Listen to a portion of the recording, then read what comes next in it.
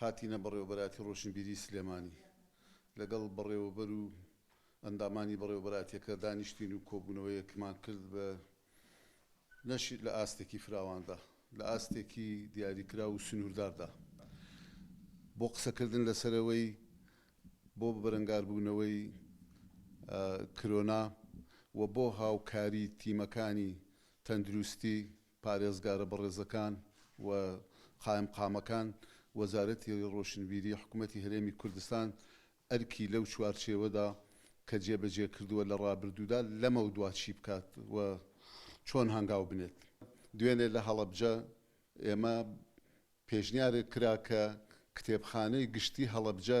دەرگای کراوە بێت کارمەندی بەشی پێشکەشکردنی کتێب ڕۆژانە لەوێ ئامادە بێت لە چوارچێوەی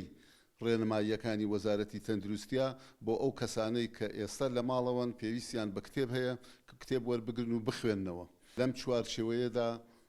وەزارەتی ڕۆشنبیری بەڕێوەبەراتی ڕۆشنبیری سلێمانی چه کارێکی تر هەیە لەو چوارچێوەیەدا بیکات و هەر لێرەشەوە ئەمەوێ سوپاسێکی گەرمی و سوپاسێکی بێپایانی هونەرمەندان بکەم کە لەو چوارچێوەیەدا خۆبەخشانە هەر کەس بۆ خۆی ڕێنمایی زانیاری بە ڤیدیۆ بە قسە بە هەر شتێک کە گونجاو بووە پشتگیری ئەم هەڵمەتەی کردووە و هاوکاری و یارمەتی داوە.